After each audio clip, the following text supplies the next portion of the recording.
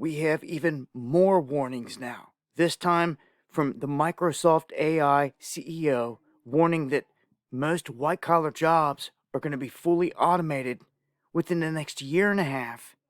It's going to wipe out jobs across the board, and that you better be looking for a job in a different sector that's not going to be affected here immediately. Now, Anthropic also throws out a warning saying that they fear heinous crimes are going to be committed. This is something I've been talking about in the most recent videos. What happens when crimes are committed? Who's going to be at fault and to blame for all this? Well, at this point, they're saying once the Optimus bots get out there, within 2 years, almost every job you can think of is going to be affected. So, in this recent Challenger report, it showed that AI was blamed for 7,624 job cuts in January alone. That's 7% of the month's total, all linked just to AI. And it's just getting started. As I've said in different videos, they're saying that this is the year that it gets brains.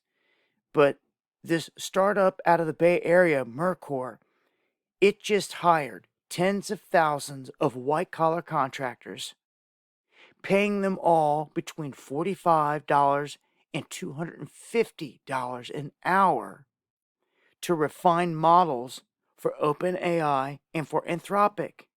These workers are, in effect, being paid to train the replacements. And they know this, and they're paying them high dollar to do so, because once it's done, and they ain't going to have a job. And these guys are participating in doing this. They say that very few jobs will remain immune from AI. In the short term, it'd be better off for people, but 10 years plus, it's going to be over. Again, within the next year and a half, 12 to 18 months, they're saying that white-collar jobs are going to be hit with a massive wave of layoffs. The governments are going to have to prepare for this and to deal with this onslaught of massive job loss. It's exactly what they're saying. The number one warning when sounding the alarm. Massive job loss coming. There's no other way around it, all within the next year to 2 years. AI can become a nation-state power. That's the next fear, they're saying.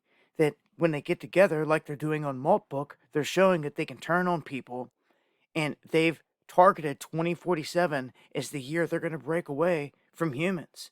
They're overlords. Then they speak on the rising terror threat.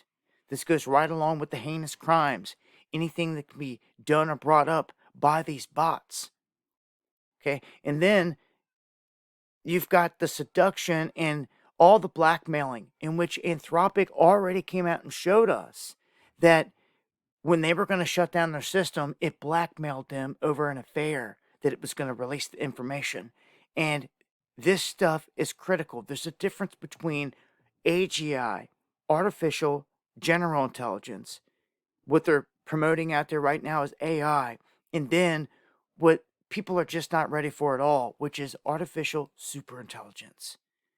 This, again, is the Jinn bleeding through like Frankenstein, connecting, using these robots as a vessel. This is where it gets really scary.